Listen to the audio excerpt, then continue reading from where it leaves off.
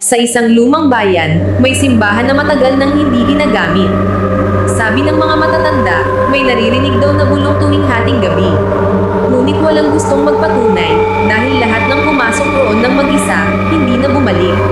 Isang gabi, nagdesisyon si Marco, isang vlogger na mahilig sa mga paranormal na lugar, na pasukin ang lumang simbahan para sa content. Madilim ang paligid, tanging ilaw ng flashlight niya ang gumagalaw sa lumang mga upuan at sirang altar. Tahimik, masiyadong tahimik, biglang may narinig siyang tunog. Tak, tak, tak, parang yakap. May tao ba dito? Sigaw niya, walang sumagot. Habang naglalakad siya papunta sa altar, napansin niyang may kandilang nakasindi, kahit wala namang tao.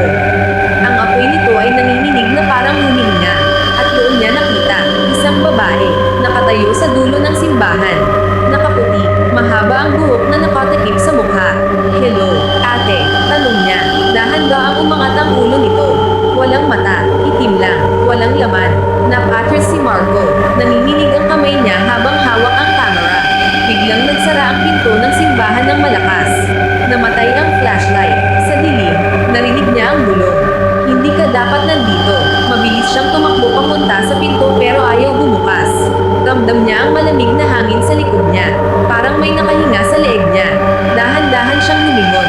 Nasa likod na niya ang babae. Mas malapit, mas malinaw ang mukha. Hindi ito tao. Balat na parang nabubulok. Mahabang bibig na puno ng maitim na ngipin. At ang boses nito ay parang sabay-sabay na nagsasalita ang maraming tao. Hindi kami umalis, dahil hindi natapos ang dasal. Biglang namatay ang kamera. Kinabukasan, may nakita ang mga taga-baryo sa harap ng simbahan. Isang kamera, sirang-sira, pero gumagana pa ang huling video. Makikita roon si Marco, tumatakbo, sumisigaw, at sa likod niya. Nakangiti ang babae. Hanggang ngayon, sinasabi ng mga tao, tuwing hating gabi, may naririnig pa ring bulong sa loob ng lumang simbahan. At minsan, may bagong yakap. Matagal nang may sikreto ang lumang simbahan na iyon. Noong unang panahon, hindi ito tahimik at sira. Punong-puno ito ng tao, dasal, at awit tuwing gabi. Sa simbahan na iyon naglilingkod si Lyra, isang dalagang kilala bilang pinakamabait sa bayan. Siya ang naglilinis ng altar, nagsisindi ng kandila, at tumutulong sa pari. Ngunit may isang bagay na hindi alam ng lahat, may lihim siyang relasyon sa isang lalaking hindi tanggap ng simbahan. Nang mabuntis si Lyra, natakot siya sa sasabihin ng mga tao. Humingi siya ng tulong, pero sa halip na tulungan, pinatahimik siya. Pinagbintangan siyang kasalanan ng simbahan. Sabi ng mga matatanda noon, kapag nalaman ng bayan ang nangyari, masisira ang pangalan ng simbahan. Isang gabi ng malakas na ulan, pinapasok siya sa simbahan para magdasal. Ngunit hindi na siya lumabas, may nagsasabing nahulog siya sa lumang ilalim ng altar. May nagsasabing sinadya siyang ikulong doon para hindi na magsalita, ang huling narinig sa loob ay ang kanyang sigaw. At pagkatapos noon, nagsimula ang mga bulong. Unti-unting natakot ang mga tao. Tuwing hating gabi, may kandilang pusang nagsisindi. May malamig na hangin sa gitna ng altar. At may babaeng nakaputi na nakikita sa dulo ng simbahan, parang naghihintay. May mga pari ring nagdasal doon upang linisin ang lugar, pero palaging may nangyayaring kakaiba. Nawawalang gamit, basag na salamin, at mga yakap na walang may-ari. Hanggang isang gabi, may narinig silang boses sa loob. Hindi natapos ang dasal.